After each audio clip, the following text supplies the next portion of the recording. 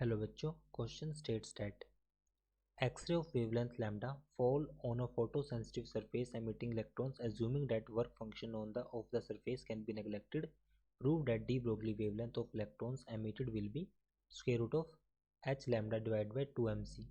So first key concept for this question.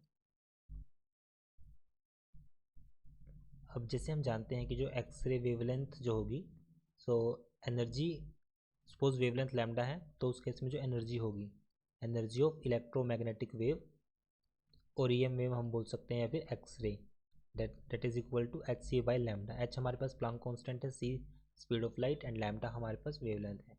सो अगर हम work function को नेग्लेक्ट करें, क्वेश्चन में क्लियरली मेंशन है कि अगर वर्क फंक्शन को नेग्लेक्ट करें, if work function neglected, if work function neglected it means phi will be equal to 0. तो यहाँ पर phi की वैल्यू 0 हो जाएगी. अगर phi की वैल्यू 0 होगी तो इस केस में हमारे पास, जैसा कि हम जानते हैं कि 1/2m v square kinetic energy will be equal to H C by lambda हो जाएगा.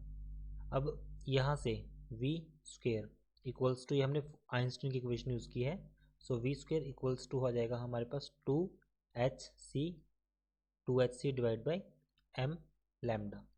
यहाँ से v की वैल्यू हमारे पास आएगी under root of 2hc divide by m lambda. So we know de Broglie wavelength lambda h by m v. यहाँ से वैल्यू आएगी h, m v की वैल्यू आ जाएगी under root of 2hc divide by m lambda. यहाँ से equation solve करेंगे. So de Broglie wavelength will be equal to, completely equation, this is for de Broglie wavelength, lambda for d, this value will be equal to, अब square root से square root m वाला cancel हो जाएगा और साथ में एक हमारे पास लैम्डा का फैक्टर आएगा, तो यहाँ से आएगी value h lambda divide by 2m into में c, ये वैल्यू आ जाएगी.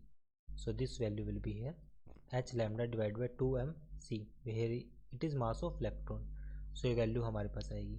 सो हमने प्रूव कर दिया. I hope solution is understandable. Thank you.